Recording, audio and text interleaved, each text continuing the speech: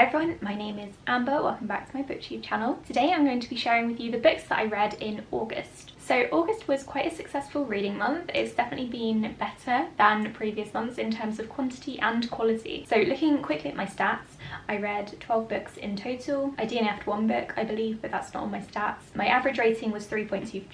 I bought 10 books, as you do, and I reread one book. So all in all, a very good month. I'm very pleased with it. These are some of the books that I read. Let's get started. This isn't in any particular order, really. So the first one that I'm going to talk about is As Good as Dead by Holly Jackson. I'm sorry for the glare. I've got the window right here because I'm losing light rapidly and I need to sit right by the window, hence this new location. Anyway, this is the third book in the A Good Girl's Guide to Murder series, which is one of my favourite trilogies of all time. This book I gave 4 stars. I can't really talk much about it because it is the third book in a trilogy, but I can tell you that it's very fast paced. I did think that towards the middle it takes a turn, and I think a lot of people will feel the same way as me and they didn't see it coming, and there's a complete kind of tonal shift which I wasn't expecting, and that's the only reason I didn't give this 5 stars, because I didn't love the direction that it went in. I didn't hate it, it made kind of sense. It works with the character, it works with the story that the author was kind of trying to do throughout the series, but it came out of nowhere and I was not expecting this series to go in that direction, and obviously I can't say anything else about it because it would spoil the entire thing. I did enjoy it nonetheless. I very much enjoyed following Pip as she kind of was starting to be very affected by her investigations and what happened in the second book in particular. She had a lot of stuff going on and it was taking a kind of mental toll on her. I love Pip so much as a main character, so following her journey as she tried to kind of recover and deal with what she had been through was very, very interesting to me. So I loved this one, gave it 4 stars, would recommend. I'm very sorry if this camera is wonky as well. I don't have it on a tripod, so there's a good chance that you're at an angle, or I'm at an angle,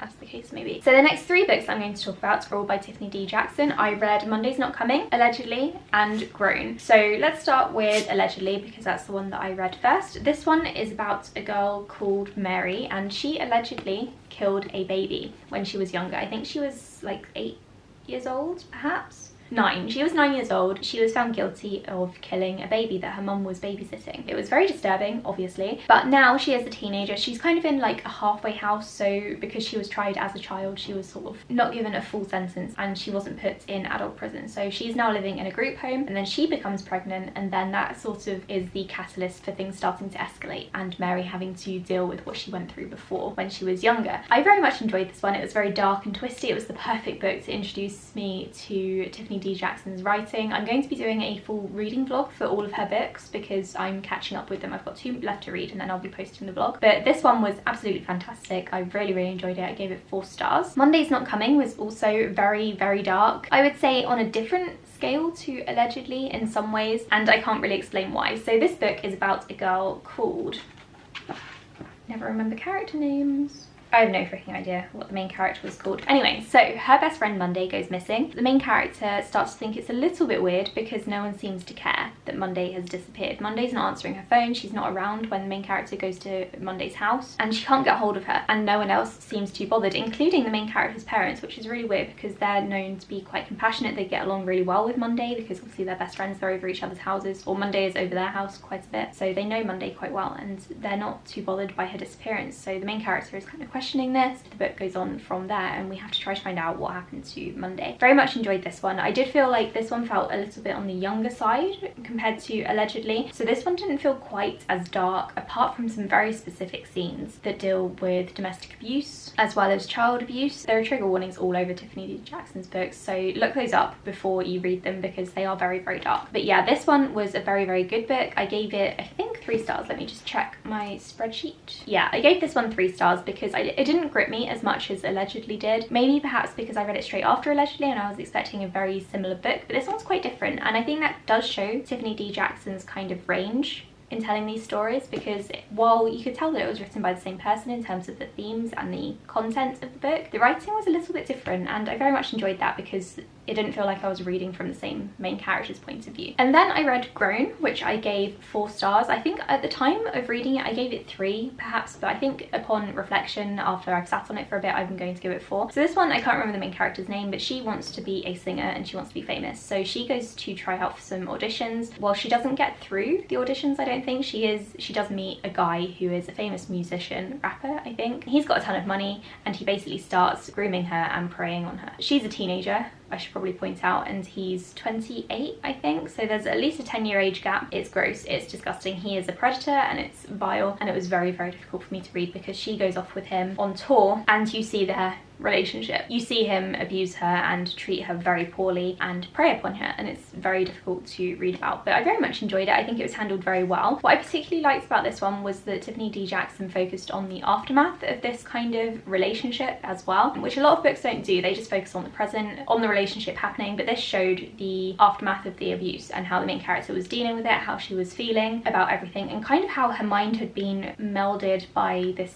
disgusting guy. So I very much enjoyed this one. Again, upon reflection, I'm rating it higher than I originally did, so I'm giving this one 4 stars. Next, I read a NetGalley book, and that was The Woods Are Always Watching by Stephanie Perkins, who is the author of Anna and the French Kiss, as well as There's Someone Inside Your House, which was her first horror book. And I felt very similarly about that one as I did about this one. So I gave this one 3 stars, but I should perhaps give it 2.5 because it wasn't great. So this one is another horror book. It's a horror thriller, I would say. So it's about these 2 best friends who go off into the woods for a camping trip by themselves. One of them is kind of experienced in camping, the other one absolutely is not, and they want to spend some time together before they go off to uni. They argue quite a bit in the beginning, which really frustrated me, to be honest. I didn't love that. It felt like the book was mainly focusing on them arguing instead of on the build up to the kind of thrilling aspect, I suppose. So yeah, they go off into the woods, and then there are horrible things that start happening there. I'm not going to give too much away. It's a very, very short book, and I wish Stephanie Perkins would write something longer and really get into like the nitty-gritty of these horror stories she's telling, because I love her ideas. They're fantastic. I would love to read about them in a longer format. I just think they're very condensed and very not too YA, because I don't believe that's really a thing, but I feel like they're condensed down for younger audiences, when I do think that teenagers and young adults can handle darker stuff and more fleshed out thriller stories. Like, case in point, Tiffany D. Jackson does not hold back, so I don't think Stephanie Perkins should either. So I gave this one 3 stars. I also read Under the Whispering Door by TJ Klune. I received this one from the publisher. I didn't love it. I gave it 3 stars, I think. Let me just check. Yeah, 3 stars. This one is about a guy called Wallace who is absolutely awful when he's alive. He is terrible to his employees, but he dies. He has a heart attack right at the start of the book, and no one really cares because he was just such a dickhead. He meets a reaper at his funeral who takes him to this kind of like halfway house sort of thing, where he meets a guy called Hugo who is meant to kind of help him, ferry him along to the afterlife. And then other things happen, but to be honest, the majority of the book was just them talking, and it was quite boring, frankly. I didn't love most of it. I loved some of the writing style, in that when TJ Klune was talking about the plots, I thought it was really, really good. But when it was just the characters talking about the same stuff over and over again, about how Wallace was dead and was going to have to move on at some point, I just thought it was a bit dull, and I didn't love it. But I did give it 3 stars because I very much enjoyed parts of it, and I liked the found family sort of aspect of it, although I did miss the kids. I know I shouldn't compare this to The House in the Cerulean Sea, but the kids in that were the highlight of the book for me, which is unusual. I don't normally like children in fiction, but all of the adults here were just kind of dull and didn't really stand out as much as the kids in his other book did. So yeah, 3 stars for this one. It wasn't bad, but it wasn't as good as his other book. Next, I read Before the Coffee Gets Cold, which is a short book. I've been told that it's actually based on a play, so it's not kind of your traditional story, but in English, because it is translated, it is written as an actual novel, and I think that was a mistake. I would have preferred to have read this as a play. So this is about people who go to a coffee shop. They get the chance to go back in time in the same coffee shop. They get to talk to people in the past, but they can only do so for as long as their coffee stays warm, so they've got until their coffee gets cold to talk to whoever they want to talk to. And I really, really enjoyed the concept, but the book itself and the translation was not great. Well, I don't know how it was in terms of like the rating of the translation. I don't know if it was a true translation or not, but I do think that perhaps it would have been better if they'd stuck more to the original, because I think that would have been better. I think you could tell that the writer was trying to bulk this out in a not very effective manner. So I gave this one 2 stars. I didn't love it. I returned it to the library, and I will not be buying myself a copy. Next, I read Barbarian Lover, which is the third book in the Ice Planet Barbarians series. I gave this one 3 stars. It was okay, actually. I liked the romance in this one a lot more than I liked it in the second book. It's still not as good as the first book in my opinion. I also gave that 3 stars though. So this one is a kind of sci-fi, but not really. Like, it's sci-fi in that it's about blue aliens, but that's about it. It's more of a erotic romance about alien dick. So in this series, the human main characters land on this alien ice planet. They come across some barbarian aliens who are blue. There is a bit of a plot, to be fair. I don't really know what it is exactly, but you can tell that the author is building up to something, and I appreciate that there's some plot thrown in with the erotic romance. It was exactly what I wanted from it. It took me 2 hours to read it, and I very much enjoyed it. It was an interesting and fun read, and I found it a lot funnier and more emotional than I found the second book, because I didn't like the romance in that at all. I then read The Efforts by Claire Holroyd. I received this one directly from the author, which I'm very grateful for. I love this cover, I have to say. This one is an apocalyptic book in which there is a asteroid or a meteor coming straight towards Earth, and people have to come together from all over the globe and work together and try to stop it. I won't say whether or not they are successful, but I very much enjoyed the concept of this one. I just think it felt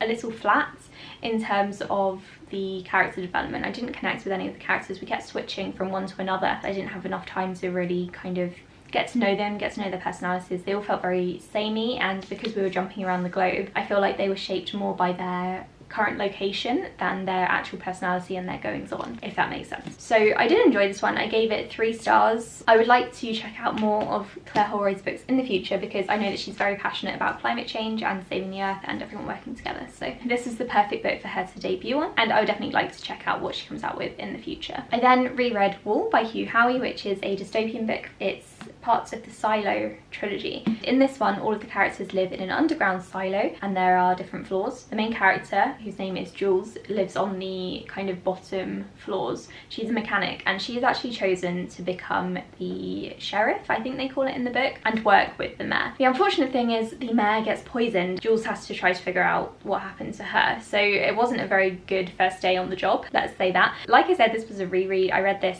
back in whenever it first came out as a hardback, because originally it was self-published, but then publishers picked it up, and I did receive this one from the publisher, but it was like a decade ago, so I don't know if I have to put a disclaimer in here. I did enjoy it though. I gave it 4 stars, and I basically reread it so that I could, well, first of all, I was in the mood for a dystopian book, and I remember this one was very fast-paced. It kind of reads like short stories in some places, because I think that's how the author originally published it, kind of in little chunks. That was really good. It was very fast-paced, and I'm looking forward to reading the second book. I also wanted to recap it for recaptains, so I also read it for that reason. Next, I read My Friend Dharma, which I didn't enjoy. I gave this one 2 stars. I got this from my friend Justine, who passed it along to me, I think for free. I don't think I bought it off her. And it's a graphic novel about Jeffrey Dahmer, the serial killer. The author and the illustrator, he went to school with Jeffrey Dahmer, and it was about his experience knowing Jeffrey Dahmer at school, and then on the final few pages he finds out that Dahmer killed some people. So it was basically just about Jeffrey Dahmer's home life and school life, and I didn't really like it. I didn't really see the point in the author writing this book. I don't really know what he was going for. I don't know, like, if he was kind of bragging about knowing a serial killer, because I don't really know what I got out of this book or what its purpose was. I don't know if he was trying to give some insight into Jeffrey Dahmer's home life and school life, but because they weren't even close friends, which he admits in this, he only really had like an outside view of Jeffrey Dahmer. So again, I don't really know what the deal was with this one. And I did see that there's a film called My Friend Dharma as well. I don't know if it's based on or uses this kind of as a reference or not. I'm going to have to check that out, maybe do a true crime video on this and a few other books. But yeah, I didn't love this one, gave it 2 stars. Next, I read 1,000 Splendid Suns by Khaled Hosseini, and I gave this one 4 stars. So I picked this one up at an Airbnb that I was staying at for free, because it was a book swap kind of thing, and I loved it. I've already read The Kite Runner, and I adored that one. I read that one about 5 years ago, and the graphic novel I read way before that. So I've been reading one of his books every 5 years, and I should really fix that, because I love his writing and I love his books. This is set in Afghanistan, and it follows 2 women. The first one is forced into a relationship with an older man who is awful to her. A bit later on, there's a young woman who, well, she's a teenager. She loses her parents, and then she is forced to marry the same man, although it seems as though it's more her choice. So he has 2 wives, and then the Taliban arrive, and it follows the main characters dealing with that. I really loved this one. It was fantastic. Like I said, I love his writing style, and I love the way that he wrote women in this book as well. I think he did a fantastic job, and I can't wait to read his third book, which is called And the Mountains Echoed. I think I'll put a cover here. He is honestly one of my favourite authors. I don't know if he's bringing anything out in the future, but I would definitely love to check out anything that he writes going forward, because I have no issues with his books at all. I think I didn't give it 5 stars, even though I am praising it, because it's not my favourite book of all time, but it's definitely fantastic. I loved it. So 4 stars to this one. I don't really have much more to say about it because I would just gush about this all day. It's fantastic. Check it out if you like literary fiction. And then finally, I have a couple of books that I'm still in the middle of. I mean, I have way more than this because I have a problem, but these are 2 books that I'm hoping to finish very soon. So the first one is We Hunt the Flame. This is Space Sirens book club book for August, and then we'll be doing the live show in September. This one is YA fantasy about a woman, a girl who is an assassin, and I think the guy is a prince, and they're kind of enemies to lovers, I imagine. This is, I think, a desert fantasy, which I love. I adore. I did start reading this. I am 30 pages in, which is further than I got the first time that I tried to read it, so go me. I'm very much looking forward to reading this one. I'm probably going to be finishing it off in the first weekend of September. We will see, before I go to the Lake District, because I'm not sure I'm going to be keen to read a massive fantasy book while I'm also tired from walking around. I think I need to save my thrillers for the Lake District. So yeah, I'm going to finish off this one. And then finally, I'm going to finish off Ace of Spades. I was going to take part in Jess Owen's book club for this one, but I didn't finish the book in time, and then loads of stuff happened on the Sunday that the kind of Zoom chat was going to happen, so I didn't get around to finishing it. But I have read 45 pages of this one. It's a YA thriller book about 2 people who are either the head prefect or the prefect. No, it's the wrong way around. Head prefect or the prefect, is that what I said originally? I can't remember. At their fancy school, and they're very high achievers, I guess. Someone at the school called Aces starts to spread rumours about people, and these 2 have to figure out who is doing it and what the deal is. So I'm really enjoying this one so far. It's been very fast paced. I very much enjoyed getting to know the female main character, who they call Chia or Chaya. I haven't really heard much about Devon yet. He's only had a couple of chapters, but so far, 45 pages in, he has been outed as being gay because Aces spread his private photos of him kissing a guy. I don't know what the deal is going to be with Chaya yet, but I'm excited to carry on. I'm going to do so now once I turn off this video camera. So thank you so much for watching this video. Let me know how many books you read in August, what you thought of them. Tell me what your favourite book was in August too, because I may or may not be doing a video in the future where I pick out my subscribers' favourite books, and it would be really helpful if you told me. Thank you so much for watching. I'll be back in a couple of days with another video. Bye!